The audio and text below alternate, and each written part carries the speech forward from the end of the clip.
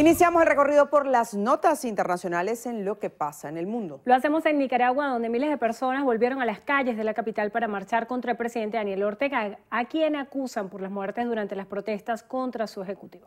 Los manifestantes recorrieron más de 10 kilómetros en Managua en la denominada Marcha Rescatando la Patria, a fin de exigir la liberación de más de 300 de los llamados presos políticos y la renuncia de Ortega y su esposa. Los manifestantes acusaron a la policía de intentar practicar actos de intimidación. En Filipinas, el número de víctimas mortales por el paso del tifón Mangkhut podría superar el centenar a medida que las autoridades avanzan en las labores de rescate de decenas de personas atrapadas en una mina sepultada por un deslizamiento de tierra.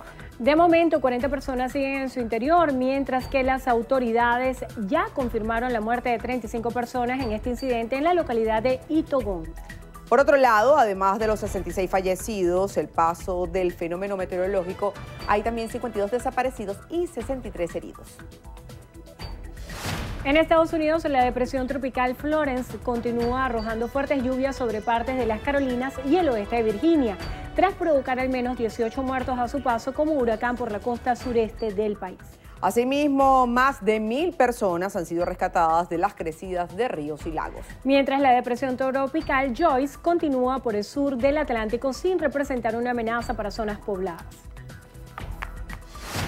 En Perú, el presidente Martín Vizcarra presentará al Congreso una cuestión de confianza para intentar superar el bloqueo de 4 proyectos de ley para la reforma del sistema judicial y político. En un mensaje televisivo, el mandatario convocó para este miércoles la votación que podría derivar en la disolución de la Cámara si ésta no acepta las medidas anticorrupción solicitadas por el gobierno hace más de 40 días.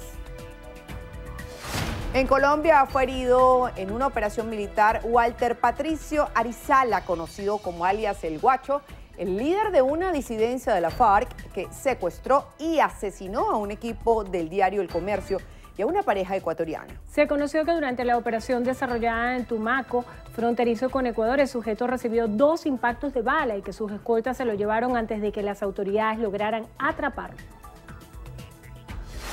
En Chile, el Papa Francisco decretó de forma inapelable la destitución del sacerdote Christian Precht por su presunta implicación en casos de abuso sexual a menores. El religioso, quien se desempeñó 51 años como sacerdote, es señalado por víctimas de encubrir los abusos en establecimientos de la Congregación de los Hermanos Maristas. Precht ya había sido suspendido por 5 años en 2012 por conductas abusivas hacia mayores y menores de edad. En México, 5 personas murieron y 8 resultaron heridas tras un tiroteo en la turística plaza de Garibaldi, en la capital. Los hechos ocurrieron en la noche del sábado frente a un restaurante cuando los atacantes vestidos de mariachis llegaron en 3 motos, dispararon contra los clientes que estaban fuera del local y se dieron a la fuga. Los fallecidos son 3 hombres y 2 mujeres. Entre los heridos hay un extranjero. En Zimbabue, 30 personas han muerto por el brote de cólera que afecta a varias zonas del país, mientras el número de contagios supera los 5.400. El fin de semana el virus alcanzó la ciudad de Bulawayo, la segunda más grande de la nación africana. Además, 10 personas permanecen en cuarentena.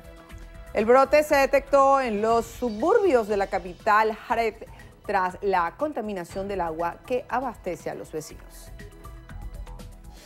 En Guatemala, la Corte Constitucional ordenó al presidente Jimmy Morales permitir el ingreso al país del jefe de la Comisión Internacional contra la Impunidad, el abogado colombiano Iván Velázquez. Hace días, Morales decidió no renovar el mandato de esta comisión que vence en septiembre de 2019 al considerar que realiza investigaciones partidarias.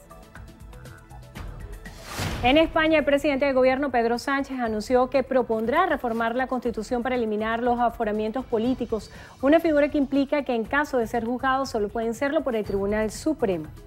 El mandatario pretende que la reforma esté aprobada en el plazo de 60 días desde que se inicie su tramitación en el Congreso. En Estados Unidos salió del anonimato la mujer que acusó de agresión sexual a Brett Kavanaugh, el nominado por el presidente Donald Trump para convertirse en juez del Tribunal Supremo. En la entrevista con el Washington Post, Christian Blasey Ford, de 51 años, relató que el supuesto abuso ocurrió cuando ambos estaban en la secundaria y subrayó que no habían comentado los hechos hasta 2012, durante una sesión de terapia de pareja con su esposo. Los presidentes de Rusia y Turquía, Vladimir Putin y Recep Tayyip Erdogan, se reunieron en Sochi para buscar un compromiso sobre la provincia siria Idlib, último refugio de la oposición respaldada por Ankara. Moscú defiende la necesidad de que el ejército sirio lance una ofensiva contra esa zona. Sin embargo, Ankara insiste en que una ofensiva militar podría significar una catástrofe para la población civil. Y cerramos en España, donde se vivieron momentos de pánico en la línea 9 del Metro de Madrid, tras la explosión de un ordenador portátil de una pasajera. La situación que provocó el desalojo de los vagones se registró esta mañana, cuando la batería del dispositivo comenzó a arder dentro del bolso de una joven, generando un pequeño incendio que poco después fue extinguido. 12 personas fueron atendidas, 9 por crisis de ansiedad y otras 3 por inhalación de humo de carácter leve.